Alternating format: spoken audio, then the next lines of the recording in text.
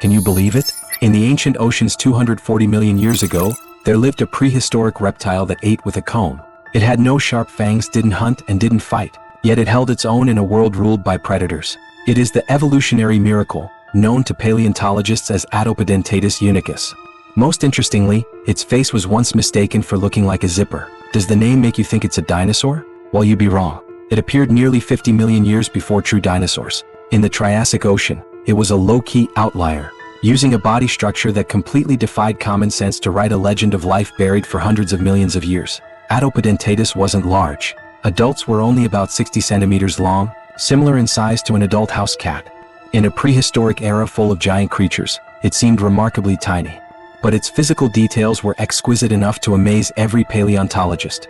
Its skull was short and compact with round, gentle lines, completely lacking the fierce angles of a predatory animal. Its eyes were unusually large and positioned high up, allowing it to keenly observe its surroundings while filter feeding and stay alert for predators. Its neck was short and sturdy, tightly connecting the head and torso to ensure the head didn't wobble or shift during long feeding sessions, providing great stability. The most amazing feature is its unique snout and tooth structure. Its snout was slender and significantly curved downward, shaped like a small spoon built specifically for eating, with a length taking up almost half of the entire skull. Inside its mouth, hundreds of fine comb-like teeth were arranged, long, neat, and interlocking to form a tight and exquisite natural filter. Such a structure cannot be found in any other Triassic marine reptile. Such a strange creature remained silent on Earth for hundreds of millions of years, unknown to us. It wasn't until 1998 that Chinese paleontologists first discovered its fossilized skeleton in the Luoping biota of Yunnan. Later, between 2014 and 2016, a team led by Li Chun from the Institute of Vertebrate Paleontology and Paleoanthropology discovered extremely well-preserved skull fossils, completely restoring its true appearance.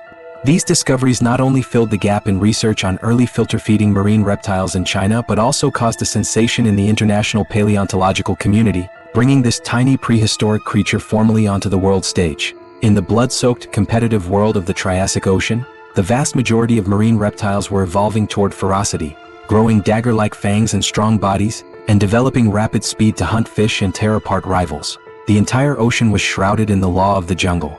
But Atopodentatus chose a completely opposite path.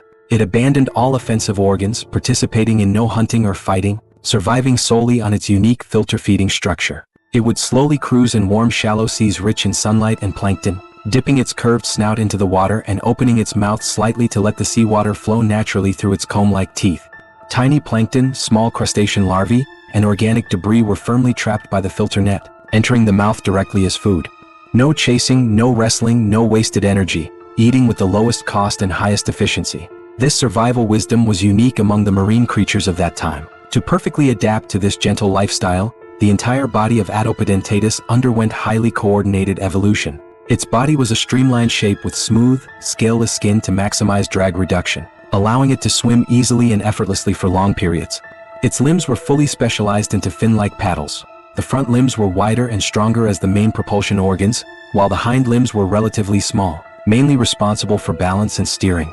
Its tail was flat and broad, flexible and precise like a ship's rudder, keeping it stable even in environments with changing currents. Even more exquisite were its sensory and respiratory structures. Its eyes were positioned high to easily watch the water surface and upper layers, avoiding large natural enemies. Its nasal openings were near the top of the snout, allowing it to breathe smoothly during filter feeding without interference from the seawater. And its inner ear balance structure was highly developed, enabling it to maintain body stability and direction even in complex currents. Every detail served its unique way of life.